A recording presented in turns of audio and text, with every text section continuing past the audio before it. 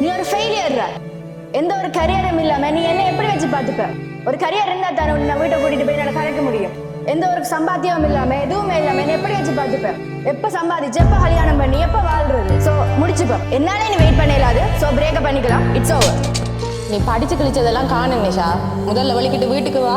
அப்பா உனக்கு மாப்பிள்ளை பார்த்துட்டு இருக்கார்.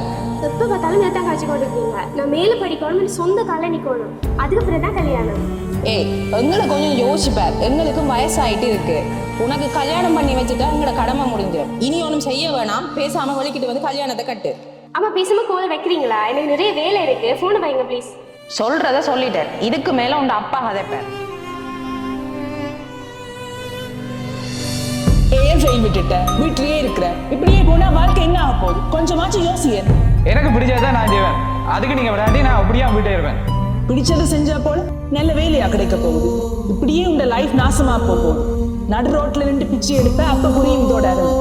எப்படிலாம் உன்னால மன நிம்மதியா இருந்து சாப்பிட முடியுது? அம்மா அப்பா இருக்கேக்க எங்கட அருமை புரியாது. நாங்க போன பிறகுதான் வாழ்க்கை நின்று விளங்கு. உங்களுக்கான அரிய வாய்ப்பு.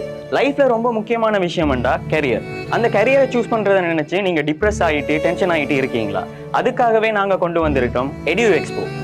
எடியூ எக்ஸ்போன்னா என்ன? இங்க உங்களுக்கு விருப்பமான கரியரை சூஸ் பண்றது மட்டும் இல்லாம அது பத்தின முழு விவரத்தையும் அறிஞ்சு கொள்ளலாம்.